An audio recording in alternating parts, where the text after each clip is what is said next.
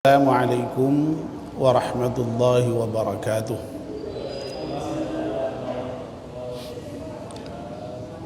Bismillahirrahmanirrahim. Alhamdulillahi rabbil alamin. Wassalatu wassalamu ala asyrafil mursalin Sayyidina wa maulana Muhammadin wa ala alihi wa sahbihi ajma'in.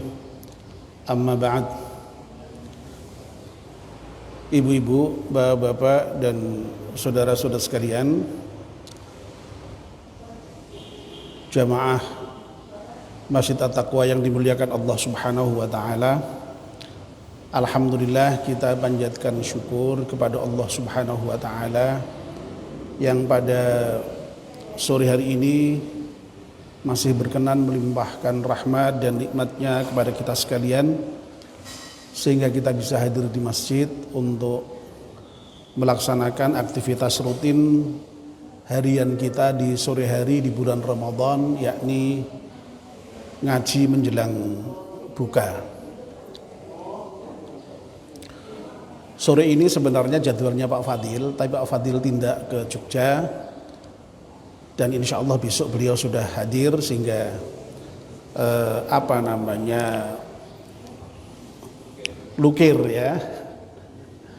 lukir. Insya Allah besok sore yang merupakan jadwal saya akan diisi oleh Pak Fadil. Mari kita buka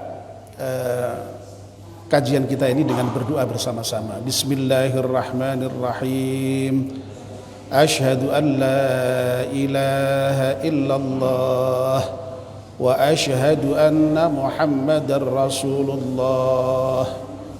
Raditu billahi rabba wa bil islami dina wa bi Muhammadin nabiyyan wa rasula. Rabbi zidni ilman nafi'a warzuqni fahman wa hukma wa alhiqni bis salihin. Amin.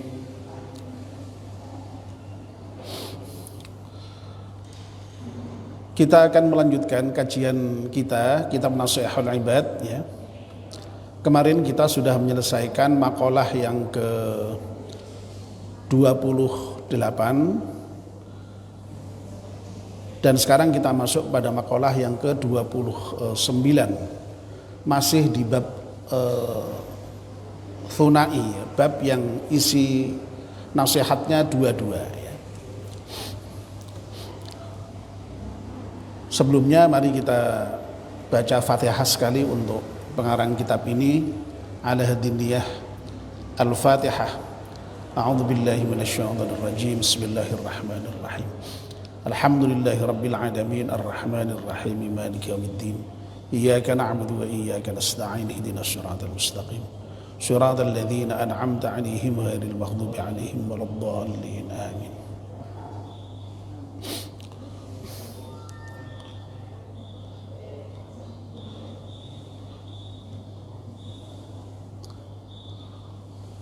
Wal maqalatut tasi'atu wal 'ishruna. Maqalah yang ke-29. Qala ay asy-Syibliyu. Imam Asy-Syibli ngendika. Jadi ini masih pengendikannya Imam Asy-Syibli yang kemarin sudah kita bahas itu di makalah yang ke-28. Seorang sufi besar pada abad keempat Hijriah ya. Beliau wafat pada tahun 324 Hijriah, yang semasa dengan Imam Junaid Al-Baghdadi.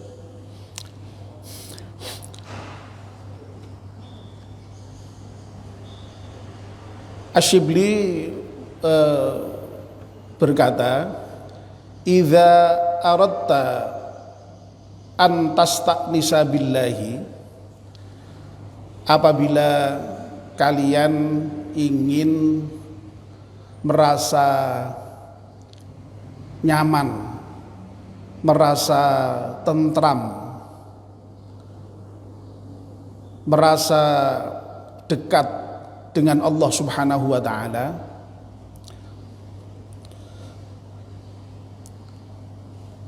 Di sini kemudian diberikan penjelasan ayyaskunu qalbuka ma'allahi wa la yanfiru minhu.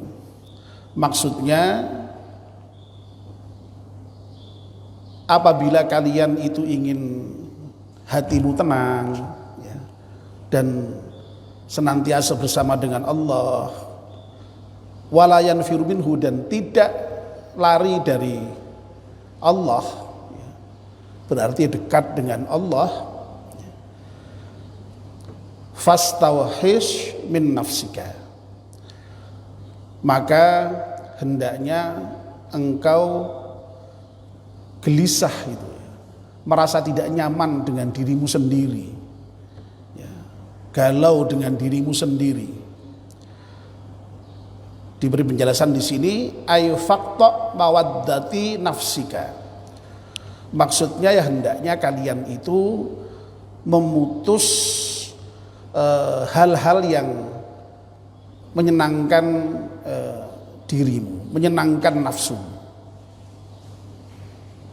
Saya kira ini jelas ya. Jadi barang siapa yang hendak merasa dekat dengan Allah, merasa nyaman dengan Allah ya, hendaknya berani memutus kesenangan-kesenangan dirinya ya.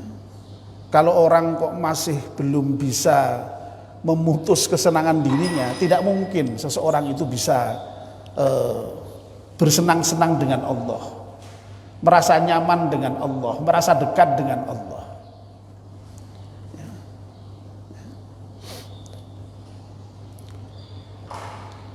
Ya, contoh yang paling gampang ya misalnya, ya semua ibadah itulah ya. Sholat itu kan, kalau kita sholat ya kita merasa dekat dengan Allah, mendekatkan diri kepada Allah. Ya. Lalu dengan sholat itu kita mesti hatinya ya tenang ya. Ala bidzikrillahi tatmainnul qulub ya. Ya. Dekat dengan Allah karena berdialog dengan Allah, sujud ya, munajat, berdoa ya. Nah, untuk bisa begitu itu kita mau tidak mau harus memutus kesenangan kita. Yang paling ekstrim ya misalnya, coba bayangkan kalau sholat malam itu ya, itu kan masya Allah itu ya, enaknya ya tidur kan ya, ya. Enaknya ya apa namanya, menutupkan selimut ya. Tapi kita putus itu kenikmatan itu ya. Lalu apa ya? Ya kita lalu dekatkan diri kita kepada Allah dengan sholat malam itu. Ya. Lalu dengan sholat malam itulah maka kita kemudian merasa dekat dengan Allah, bisa berbisik-bisik dengan Allah. Ya. Lalu dengan begitu lalu kita mendapatkan ketentraman jiwa bersama Allah. Ya. Luar biasa. Nah, mungkin tidak itu. Hal seperti dicapai kalau kemudian kita itu lalu kemudian tidak mau memutus kesenangan kita. Ya. Ya tidak mungkin. Ya. Jadi makanya ini resep yang luar biasa ini dari Imam Syibli ini. Jadi kalau kita ingin nyaman dengan Allah, ingin tentram bersama Allah, ya, dekat dengan Allah, itu kita harus mau memutus kenikmatan nafsu kita. Ya tidak usah sholat malam ya, turun lagi subuh lah misalnya ya. Subuh ya. Subuh itu pun juga masih banyak itu orang yang berat itu untuk kemudian bangun itu. Orang pada umumnya masih menikmati itu apa namanya, kenikmatan tidur itu. Nah kalau mau dekat dengan Allah ya harus putus itu, mau harus bangun itu. tinggalkan tidur itu, ya. Lalu kita sholat subuh, pergi ke masjid, ya.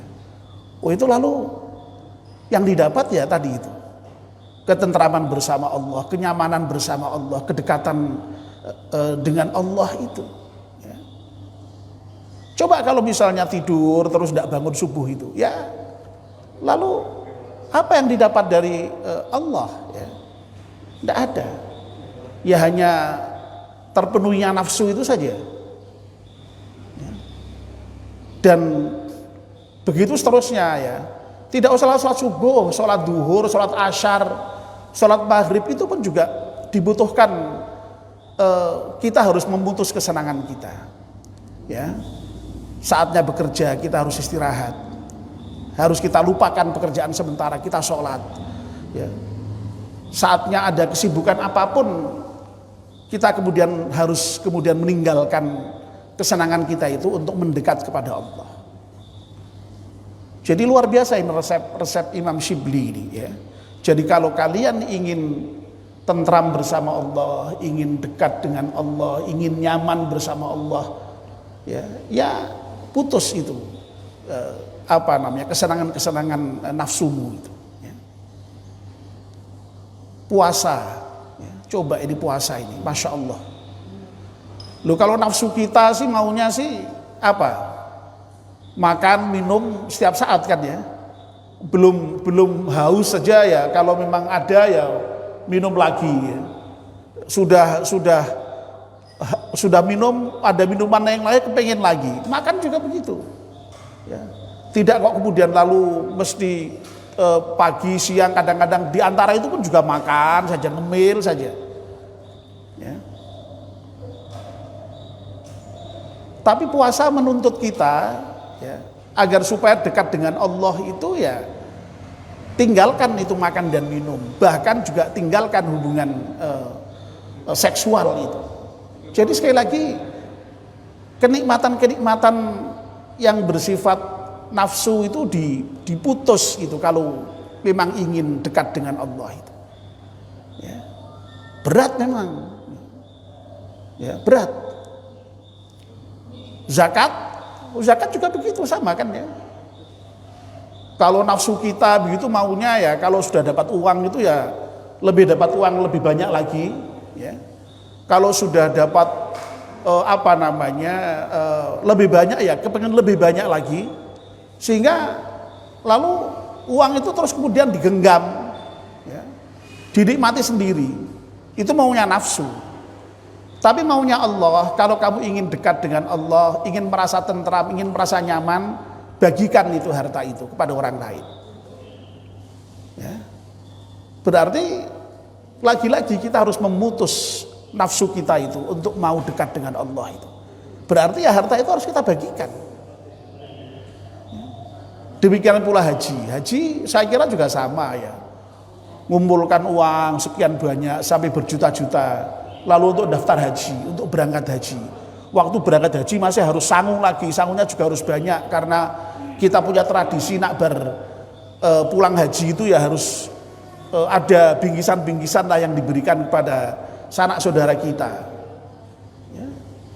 Nah sekali lagi apa artinya? Artinya ya kita untuk bisa mendekatkan diri kepada Allah dengan haji itu kita harus memutus kesenangan kita, nafsu kita. Kalau maunya itu berat ya. Wong karena memang nafsu itu sebagaimana informasi Al-Qur'an itu innan nafsa la ammaratum bisu. Ya, yang namanya nafsu itu selalu yang diperintahkan itu yang buruk-buruk ya. Tapi ada pengecualiannya illa ma rahima rabbi, kecuali yang diberi rahmat oleh Allah Subhanahu wa taala ya. Tapi pada dasarnya nafsu seperti itu. Lah, kalau kita mendapat rahmat Allah tadi, ya kemudian bisa tadi itu, ya. Kemudian mengarahkan nafsu kita kepada hal-hal yang baik-baik tadi itu, ya. Jadi ini resep yang luar biasa ya, jadi singkat tapi padat, ya, yang mudah-mudahan ini betul-betul kita bisa fahami dan mudah-mudahan ini kemudian bisa kita praktekkan dalam kehidupan kita sehari-hari. di dalam rangka untuk mendekatkan diri kepada Allah Subhanahu wa taala, dan supaya kita ini semakin dekat dengan Allah dan semakin nyaman, semakin tentram dengan Allah. Nah, semakin banyak nafsu yang kita tinggalkan, semakin dekat kita kepada Allah, semakin nyaman kita bersama dengan Allah. Ya, ya, saya kira jelas ini ya. Lalu kemudian makalah ini kemudian disambung dengan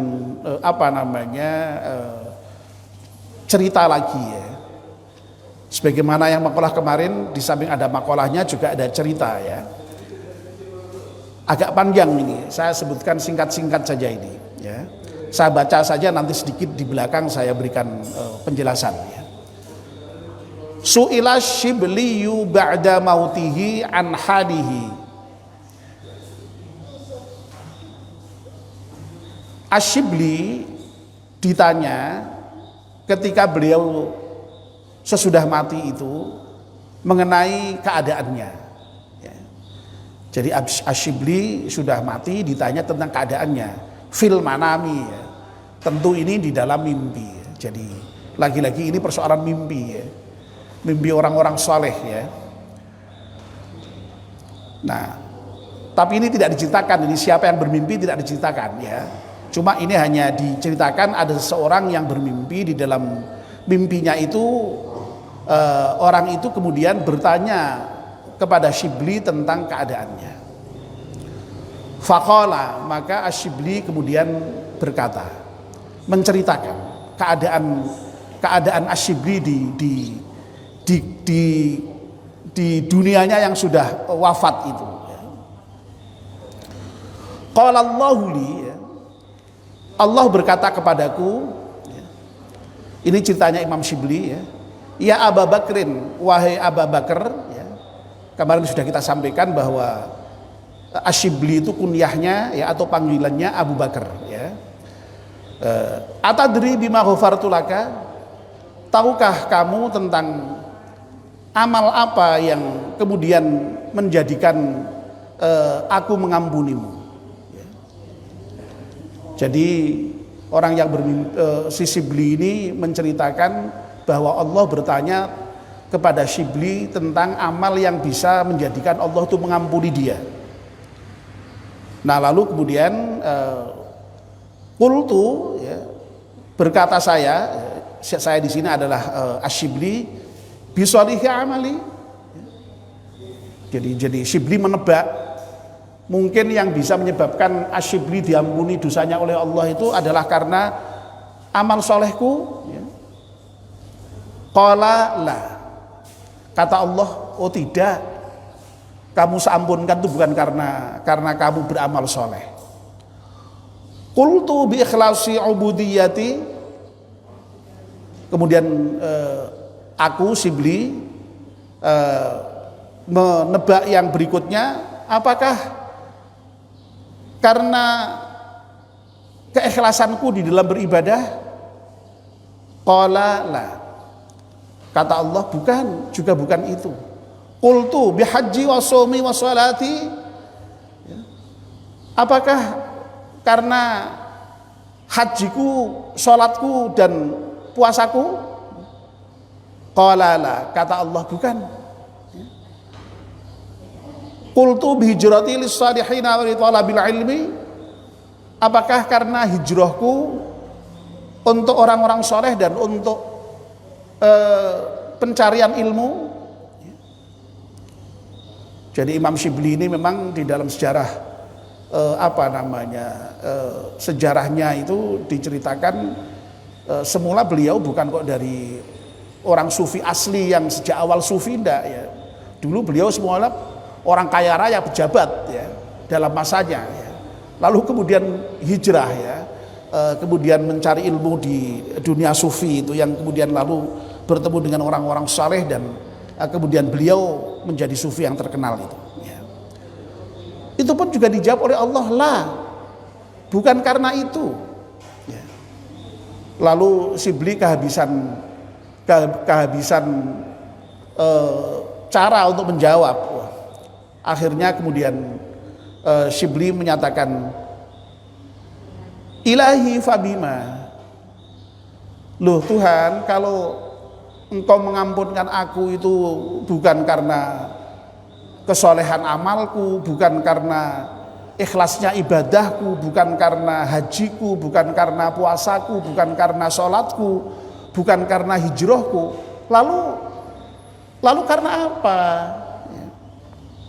Lalu kemudian faqala, ya, ta'ala, Allah kemudian menjawab, atadhkuru hina kunta tamshi fi darbi Baghdad. Ingatkah kamu ketika kamu itu suatu ketika berjalan-jalan di lorong-lorong kota Baghdad, ya. Fawajadta hirratan saghiratan. Lalu engkau menemukan seekor kucing kecil. Faqad at'afahal bardu. Dan kucing kecil itu sedemikian rupa kedinginan karena waktu itu memang musim dingin. Wahia tanzawi min syiddatihi, ya. Kedinginan karena ya kedinginannya musim dingin itu, ya. Fa'akhadtaha rahmatan laha. Lalu kemudian engkau mengambil kucing kecil yang kedinginan di sudut pojok jalan tertentu di Baghdad itu, rahmatan laha, karena Shibli merasa kasihan, merasa belas asih terhadap kucing kecil yang kedinginan di musim dingin di sebuah lorong di kota Baghdad tadi. Wa adkhaltaha fi farwin kana 'alaika wiqayatan lah. Dan engkau kemudian memasukkan kucing kecil itu ke dalam jubahmu, ya. Kebetulan waktu itu si Shibli menggunakan jubahnya ada kantongnya besar, kucing kecil dimasukkan jubahnya, ya. Karena dengan niat menjaga kucing kecil tadi agar selamat, tidak mati karena kedinginan. Lalu kemudian Imam Shibli menjawab, faqultu na'am. Betul ya Allah, aku ingat kejadian itu, ya.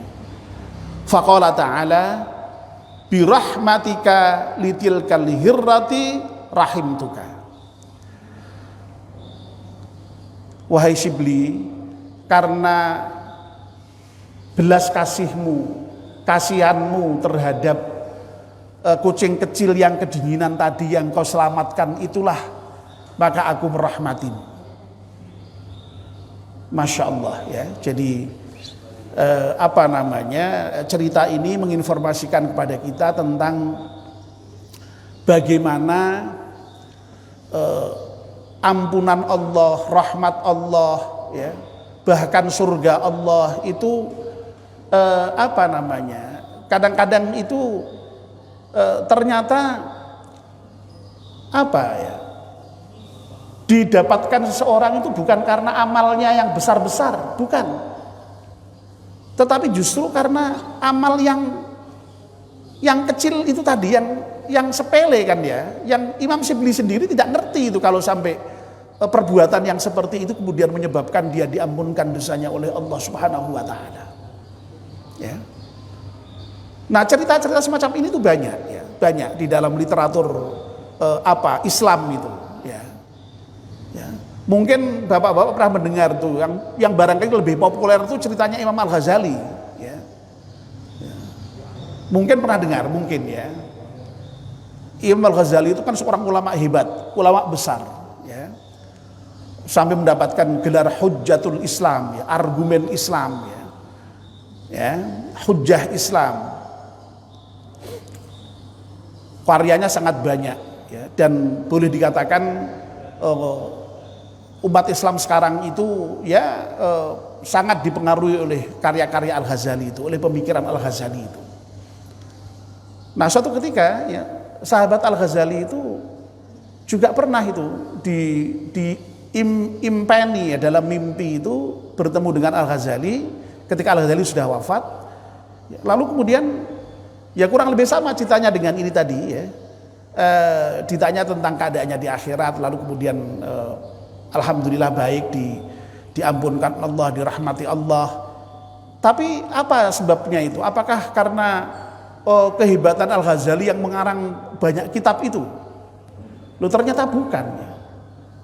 Al-Ghazali menyampaikan ya sebagaimana disampaikan dalam mimpi itu, ternyata Al-Ghazali diampunkan Allah ya, itu gara-garanya hanya karena Al-Ghazali itu suatu ketika pernah sedang menulis karyanya itu, kitabnya itu.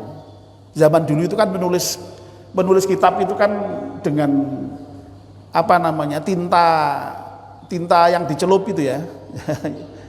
Bapak-bapak menangi enggak itu? Kalau saya masih menangi, di pesantren dulu masih menangi model pulpen khusus yang untuk istilahnya ngesai kitab. Ngesai itu maknani kitab dengan bahasa Jawa. Kitab itu kan bahasa Arab ya, lalu disai itu maksudnya dimaknani dalam bahasa Indonesia itu tidak dengan ballpoint yang seperti sekarang ini, enggak, itu dengan tinta khusus itu yang memang itu bisa kecil sekali itu ya. Itu. Nah, ketika Imam Al-Ghazali itu sedang menulis kitabnya itu ya, dilalahnya ada lalat yang menclok di ujung pulpennya yang sedang ada tintanya itu ya. Nah, Al-Ghazali saat itu tidak gusah terus dikipatke kon lunga lalre ben lek endang nulis itu enggak. Al-Ghazali sadar ini ada lalat dan lalat ini sedang butuh minum, ini dibiarkan Al-Ghazali oleh Al-Ghazali ya. Sampai menunggu lalatnya ini ya apa namanya, hilang hausnya, kenyang, katakanlah begitu ya. Ya, jadi rupa-rupanya karena itu Al-Ghazali diampunkan Allah itu hanya karena itu ya. Masya Allah ya. Nah, cerita lagi yang mungkin kemarin juga disinggung oleh Pak Rozi ya, ketika apa namanya ceramah itu ya, ada seorang pelacur ya, itu masuk surga gara-gara apa? Gara-gara apa? Memberikan minum kepada anjing yang sangat kehausan. Lu mosok hanya gara-gara seperti itu kemudian Allah mengampunkan dosanya dan memasukkan ke surga. Ya, jadi banyak itu cerita-cerita yang seperti ini ya dalam literatur Islam itu. Termasuk yang apa namanya kemarin video yang di-share Pak Hamid yang sudah saya ceritakan apa namanya kemarin sore yang panjang lebar itu ya. Itu padahal orang itu merasa apa namanya ya jelek ya, tidak pernah ibadah ya, dan merasa kampung itu katakanlah ya paling yaknah begitu ya. Tapi karena punya amal kebaikan yakni separuh gajinya diberikan kepada janda yang ditinggal oleh suaminya itu kemudian menyebabkan apa namanya diampunkan dosanya oleh Allah Subhanahu wa taala.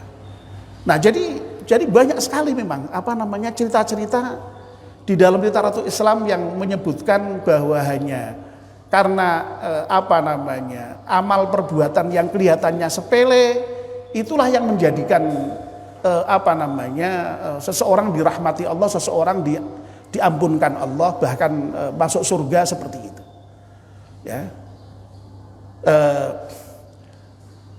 Makanya kemudian lalu dalam Islam itu diyakini bahwa masuk surga itu bukan karena amal tetapi karena fadl Allah, karena rahmat Allah ya. Amal itu hanya merupakan sebab ya, tapi bukan balasan dalam pengertian yang setimpal. Dulu saya masih ingat ya Pak Fadil menjelaskan dengan panjang lebar itu. Amal itu kalau seandainya ada seberapapun itu tidak setimpal dibandingkan dengan surga itu sebenarnya. Ya. Jadi tetap karena rahmat Allah, karena kasih sayang Allah, bukan karena amal kita masuk surga itu. Tetapi memang ya amal itu menjadi sebab ya, sababiyah. Makanya dalam Al-Qur'an itu eksplisit disebutkan watilkal jannati urithumuha bima kuntum ta'malun. Ya. Itulah surga yang dijanjikan kepada Allah kepada kalian, diberikan oleh Allah kepada kalian itu bima kuntum ta'malun, dikarenakan amal kalian itu. Jadi baknya di sini bak sababiyah, ya, menjadi sebab. Ya. Ya. Nah, pelajaran apa yang kita bisa ambil dari cerita-cerita semacam ini? Ya, poinnya adalah bahwa kita jangan menyepelekan amal-amal yang kecil sekalipun. Ya. Dan sebaliknya jangan menyombongkan amal-amal yang besar. Jangan pede dengan amal yang besar itu. Bisa jadi amal yang besar itu tidak berarti apa-apa. Mungkin bisa jadi karena kita sombong, kita merasa hebat. Tapi dengan amal-amal yang kecil itu, saya yakin ya, Imam Syibli itu juga tidak sadar itu kalau perlakuannya menyelamatkan kucing kecil yang kedinginan di jalan pada musim dingin sampai kemudian dia selamat itu, dia itu maksudnya dia kucing tadi itu kemudian yang menjadikan diampunkan Allah. Tidak sadar itu. Al-Ghazali juga tidak sadar itu kalau ketika membiarkan lalat yang menempel di alat tulisnya itu yang menyebabkan diampunkan Allah. Ya. Jadi sekali lagi jangan merasa sepele dengan amal kecil ini. Tapi ya lalu kemudian jangan kok lalu wah amal kecil saja sudah bisa, kalau gitu saya tak goleki kucing sing kedinginan tak selamat. Ya ndak begitu ya. Atau kemudian malah golek ngei pakan lalat itu ben lalate ben sehat-sehat. Ya ndak begitu ya. Wong terlalu berpikir begini kita. Wong Al-Ghazali ngei kesempatan lalat minum aja sudah bisa memasukkannya dia ke surga. Lah kalau saya misalnya gawe daging bosok tak biarke lalat kan dong kumpul ben mangan sak karepe, wah ben tambah masuk surga. Ya ndak begitu cara memahaminya, ya ndak begitu ya. Jadi kita tetap beramal sekuat tenaga karena memang amal yang banyak itu juga dituntunkan Allah, diperintahkan Allah. Tapi sekali lagi syaratnya dengan ikhlas ya. Nah yang kecil-kecil tetap kita openi, jangan kemudian lalu merasa tidak berharga mengamalkan amal yang kecil itu. Oleh karena itu jangan merasa kecil hati orang yang misalnya tidak bisa beramal besar ya. Wong sejak dulu Rasulullah juga pernah kok dikomplain oleh para orang yang miskin-miskin itu. Wahai Rasulullah, orang kaya itu enak ya, bisa beramal sebagaimana kita beramal, iso sholat, iso poso, iso yang lain-lain, tapi mereka bisa beramal dengan uangnya. Lah kami ya Allah orang miskin ini bagaimana? Ya, kami tidak bisa seperti Rasulullah, seperti orang-orang kaya itu. Oh, Rasulullah apa jawabannya lu? Kok ngapain kamu ngireke wong sugih? Wong masing-masing orang itu bisa beramal dengan amalnya masing-masing, sekecil apapun. Wong dalam konsep Islam itu tasbih aja sedekah, tahmid sedekah, ya, tahlil sedekah. Ya sedekah lah dengan itu ya. Nah, tapi repotnya gitu ya, orang yang miskin juga sedekah dengan itu pun juga tidak mau, baca tasbih tidak mau, baca alhamdulillah tidak mau. Lah wong sing sugih kadang-kadang malah jawi sedekah, amaliyah sedekah dengan bacaan-bacaan yang thayyibah tadi itu. Ya, jadi intinya beramal ya. Jadi bukan berarti hadis-hadis seperti ini, cerita seperti ini kemudian lalu menjadikan kita tidak beramal, bukan. Tetap beramal karena mengamal sendiri perintahnya Allah dan itulah yang menjadikan sababiyah kita dirahmati Allah. Jadi pada umumnya para ulama memahami surga itu merupakan rahmat Allah itu. Orang untuk bisa beramal sendiri itu juga memang karena rahmat Allah. Ya, itu persoalannya sehingga memang akhirnya semuanya itu memang ya dengan amal sebenarnya, tapi rahmat sendiri itu pun amal sendiri juga karena rahmat Allah Subhanahu wa taala. Ya. Nah, sehingga dengan cara seperti ini kita tidak salah paham, ya, tidak salah paham di dalam memahami cerita-cerita semacam ini lalu kemudian nak ngono aku ya wis tak seperti yang disampaikan Pak Rozi kemarin, nak ngono ya